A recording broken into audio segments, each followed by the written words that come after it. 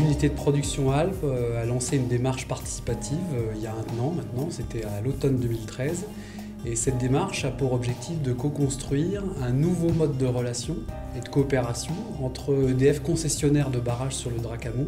et les collectivités territoriales et autres parties prenantes.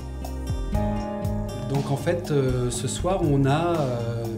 fait le tour de la première étape, qui était une étape de co-construction.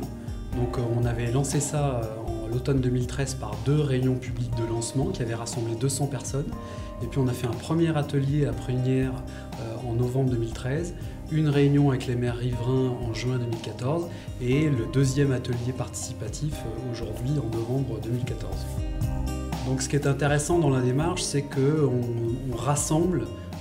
nos parties prenantes, nos acteurs locaux, que ce soit des élus, des associations, des acteurs du tourisme, et puis qu'on propose un lieu de discussion et d'échange sur tous les sujets d'interface entre nos aménagements hydroélectriques et les enjeux du territoire. Par exemple, des enjeux liés au développement touristique, les enjeux de l'emploi et de l'économie locale,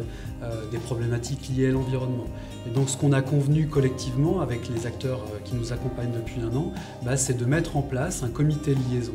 dès 2015 qui nous permettra de mettre en commun les différents sujets, les différents enjeux, de manière à pouvoir regarder comment collectivement on peut instruire des projets de manière concertée.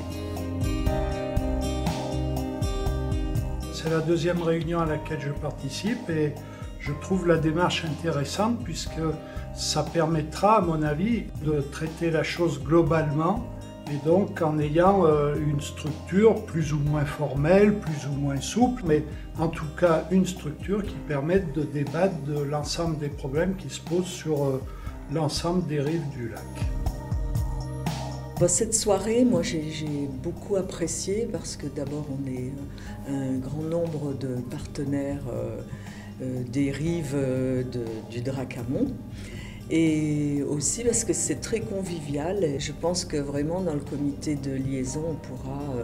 apporter chacun ses éléments pour bâtir des projets ensemble. Effectivement, je trouve que c'est une excellente initiative puisqu'on a vraiment besoin, et on l'a vécu sur le lac de Monténard-Avignonnet, donc on a vraiment besoin de fédérer les acteurs pour arriver à faire des projets qui soient structurants.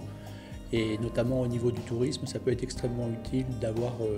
quelque chose qui permette de mettre les acteurs autour de la table, de discuter des projets et de les mettre en œuvre tous ensemble. Donc la démarche qu'on a portée depuis un an est intéressante parce qu'elle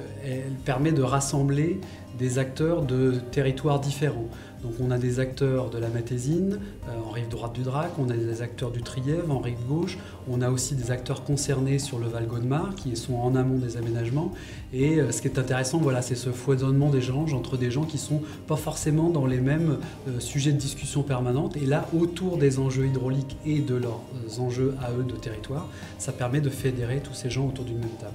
Je souhaite vivement que cette forme de coopération puisse se mettre en place et que nous puissions œuvrer valablement, en tout cas, pour la réalisation d'un certain nombre de projets, et nous en avons beaucoup. Je suis très heureuse de voir qu'il y a une mobilisation autour de ce sujet et puis je souhaite qu'elle s'élargisse et qu'on accueille d'autres partenaires pour la prochaine réunion de travail. Et puis là, on a vu qu'on s'était donné des objectifs avec une démarche un peu plus construite, donc ce sera l'occasion de lancer un vrai dispositif pour les années à venir.